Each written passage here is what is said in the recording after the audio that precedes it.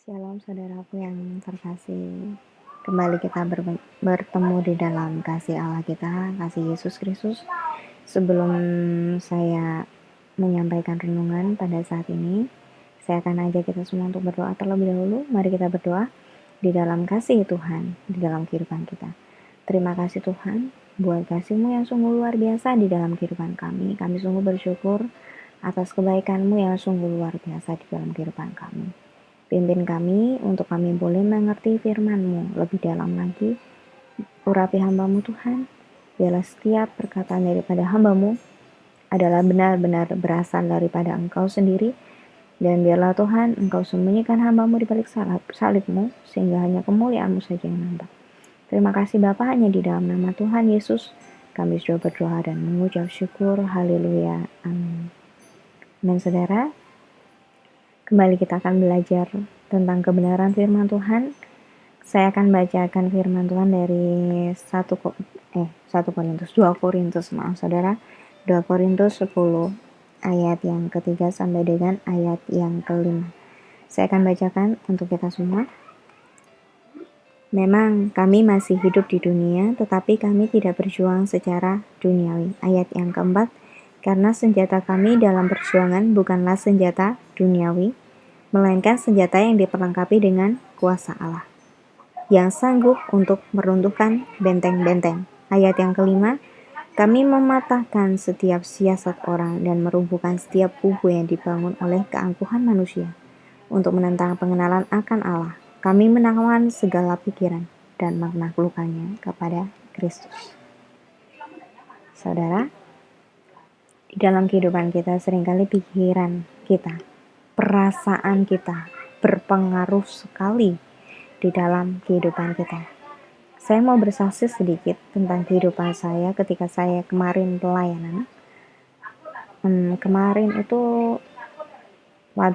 pada waktu pagi hari saya bangun tidur, saya merasa badan saya sakit semua, saudara.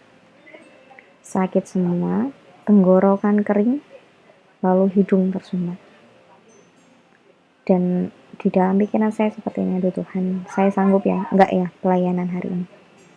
Kayaknya enggak deh Tuhan. Saya bilang gitu sama Tuhan. Tetapi Tuhan bilang kepada saya, nak, buang pikiranmu itu. Enggak boleh kamu kayak gitu. Kalau kamu bilang kamu sakit, maka tubuhmu akan sakit beneran.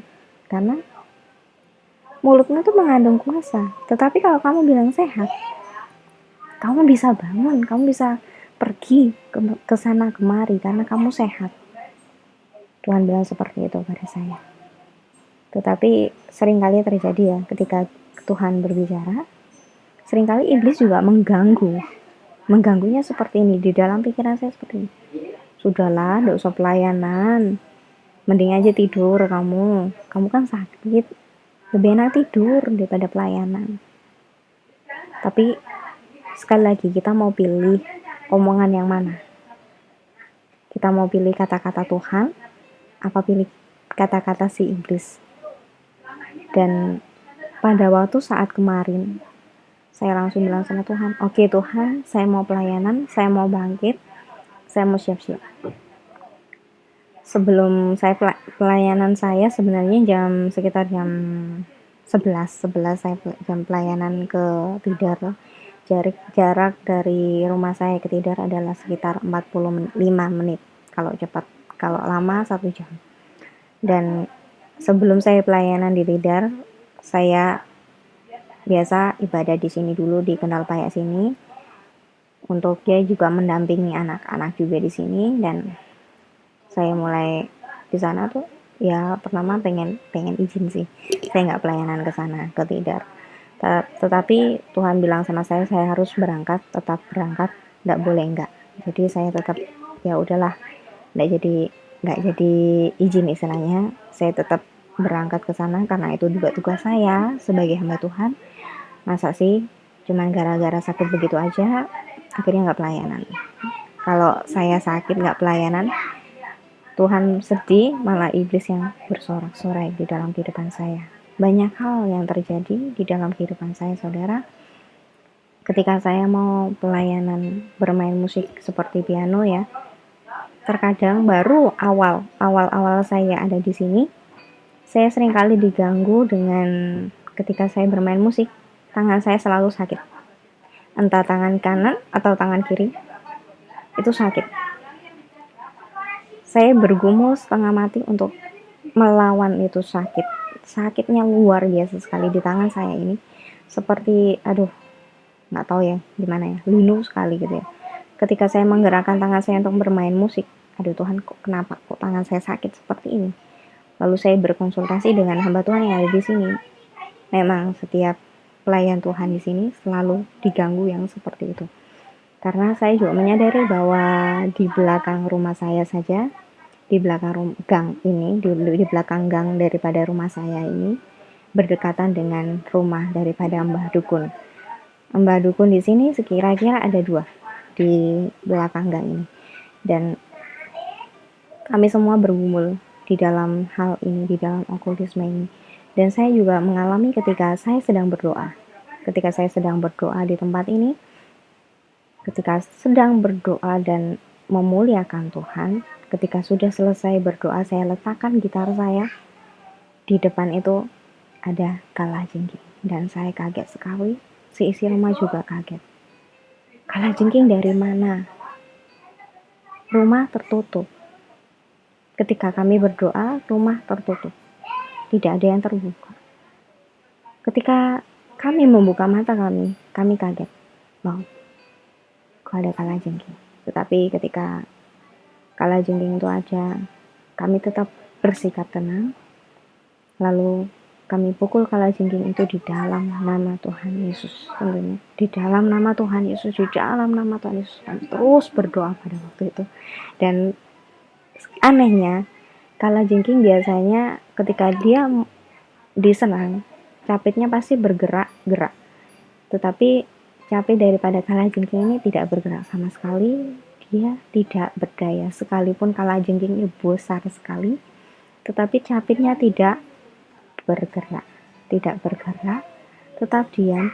Dan ketika kami pukul itu kalajengking, dia hanya bereaksi supaya dia bisa lepas daripada pukulan kami.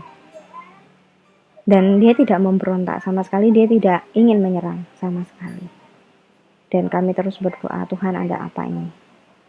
Karena memang ketika ada anak Tuhan di tempat ini, yang diganggu itu adalah pikiran kami. Yang diganggu adalah kesehatan kami, seringkali terganggu karena hal-hal itu. Dan beberapa waktu lalu, ketika saya sedang peperangan rohani, tiba-tiba kaki saya sakit sekali. Dari dengkul ini sampai dengan kaki, sakit sekali. Gak tahu kenapa, linu banget. Kalau mau jalan susah. Saya sampai jalan tuh kayak orang pincang-pincang, saudara. Lalu ketika saya lihat, kaki saya kok tuh kayak timbul bintik-bintik merah begitu, seperti sakit cikungunya. Karena pada waktu lalu saya pernah sakit cikungunya, dan ketika saya lihat, loh kok kembali kayak cikungunya lagi gitu ya. Lalu Tuhan beritahu saya bahwa itu adalah kerjaan iblis, supaya kalau diri saya tahu saya sakit kan nggak pelayanan. Tapi ketika Tuhan kasih tahu seperti itu, akhirnya saya berbicara sama Tuhan, terus apa yang harus saya lakukan Tuhan?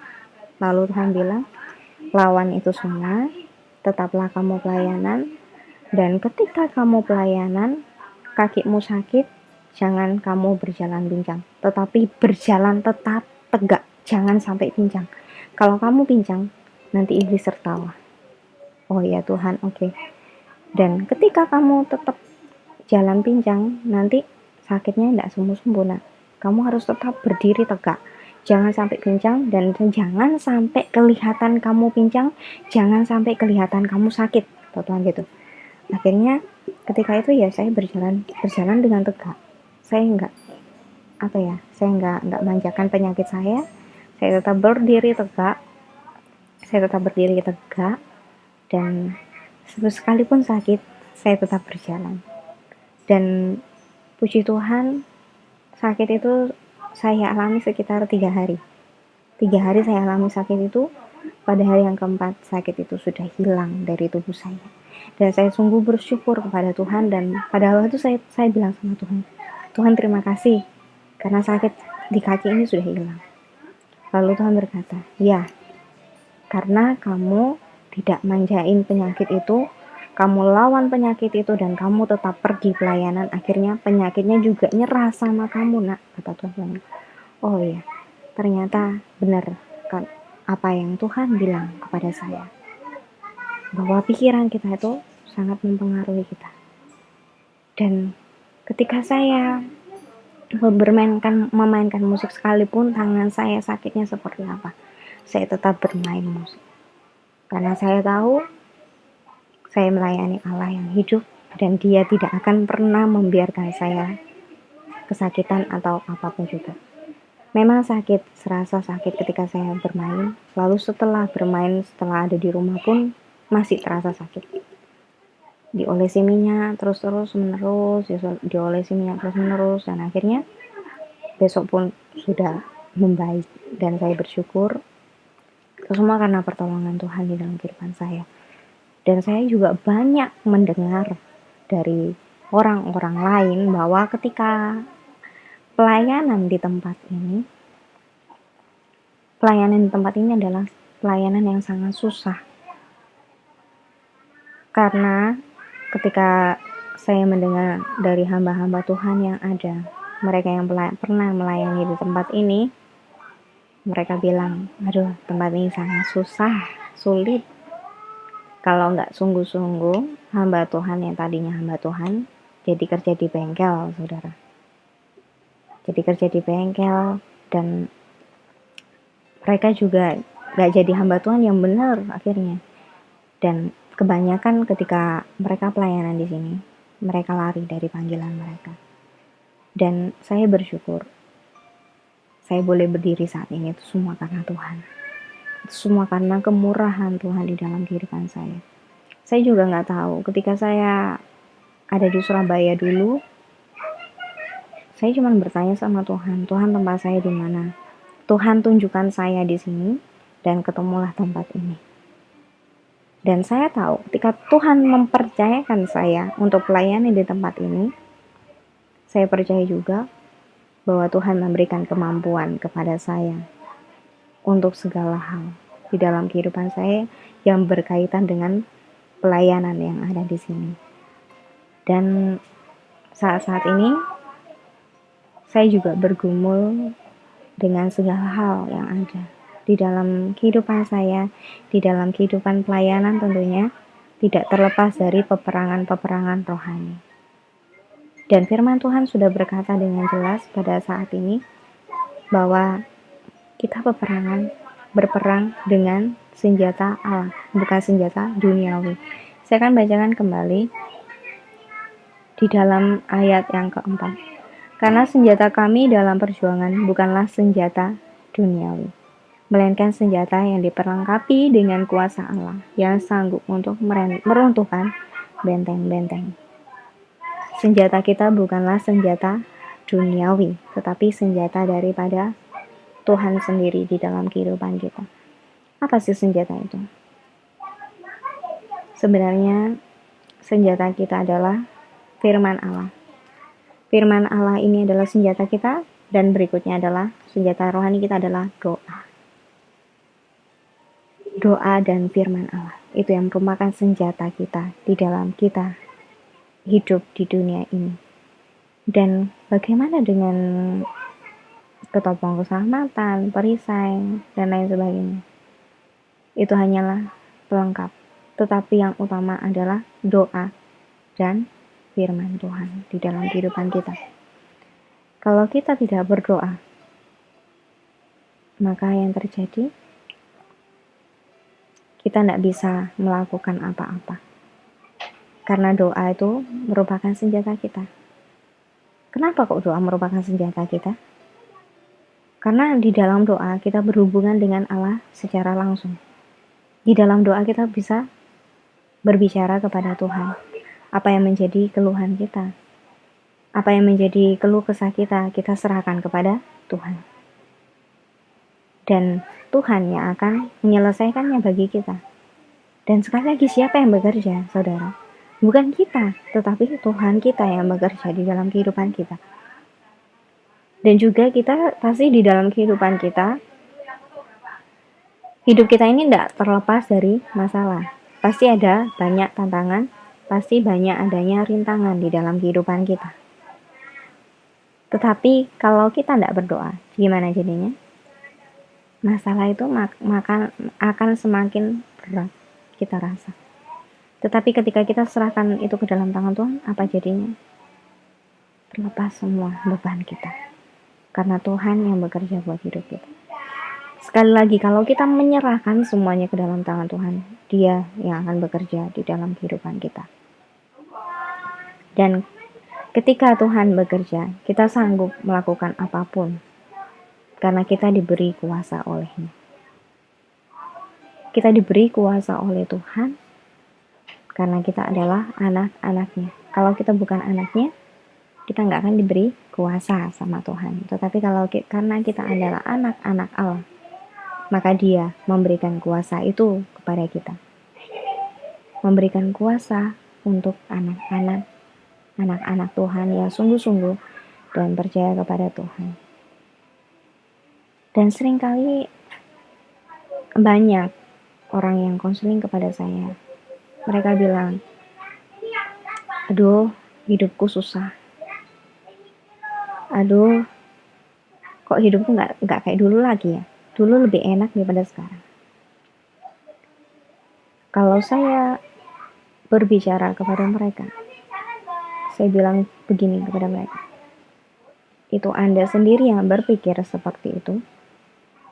Sedangkan Tuhan tidak pernah membuat hidup anak-anaknya susah. Kenapa hidupmu susah? Karena perkataanmu bilang susah. Hidup saya susah. Emang saya ini orang miskin. Siapa yang bilang? Dirimu sendiri, bukan Tuhan. Tapi kalau kita bilang, aku anak raja, aku kaya, aku bisa melakukan segalanya karena Tuhan yang bekerja buat aku. Apa yang akan terjadi? Maka hidup kita akan menjadi hidup yang penuh kuasa. Karena Tuhan yang bekerja di dalam kehidupan kita. Jadi tidak usah kita berpikir hal-hal yang negatif. Seringkali sudah saya bilang di dalam status-status saya di Facebook bahwa pikiran kita sangat berpengaruh di dalam kehidupan kita. Kenapa sangat berpengaruh? Karena pola pikir itu setelah kita pikir, kita katakan, lalu kita bertindak sesuai dengan pikiran kita. Dan itu yang mempengaruhi kehidupan kita. Dan Tuhan mau supaya kita mengendalikan semuanya itu. Mengendalikan semua hal di dalam kehidupan kita. Jangan pernah kita berpikir hal-hal yang negatif, karena itu sangat merugikan diri kita sendiri, saudara. Dan Tuhan sendiri berkata kepada kita, supaya kita menaklukkan pikiran kita itu kepadanya. Dan juga lagi, Tuhan ingin supaya kita mengendalikan pikiran kita. Mengendalikan pikiran kita untuk berpikir sesuai dengan rencana Tuhan. Berpikirlah sesuai dengan apa yang Tuhan mau, bukan apa yang kita mau, tetapi apa yang Tuhan mau kita kerjakan di dalam kehidupan kita. Tuhan senantiasa rindu agar kita bisa menjadi orang-orang yang luar biasa di dalam pemikiran, di dalam kata-kata, di dalam tingkah laku kita. Apa yang kita kerjakan selama kita ada di dunia ini? Biar kita mau memuliakan namanya selalu di dalam kehidupan kita. Kalau saya seringkali berkhotbah, ketika saya berkhotbah, selalu saya selipkan kata-kata ini. Hidup kita adalah untuk memuliakan nama Tuhan, bukan yang lain. Tidak ada satupun yang bisa membanggakan dirinya. Karena Tuhan yang bekerja lebih lagi di dalam setiap kehidupan kita. Bukan kita yang bekerja, tetapi Yesus yang bekerja di dalam kehidupan kita. Dan segala hal, segala sesuatu kita itu ada di dalam tangan Tuhan. Karena Tuhan yang mengerjakan bagi kita. Dan juga lagi bahwa di dalam kehidupan kita, Tuhan memberikan kepada kita kunci kerajaan surga. Apa yang kita lepaskan di dunia akan terlepas di surga, dan apa yang kita ikat di dunia ini juga akan terikat di surga. Ya, kita bersyukur kita punya Allah yang baik. Tetap berserah kepadanya, tetap percaya, tetap berdoa. Jangan sampai kita tidak berdoa. Saya rindu menyanyikan satu pujian untuk mengakhiri renungan pada hari ini. Saya akan nyanyikan pujian Yesus Kawan yang Sejati.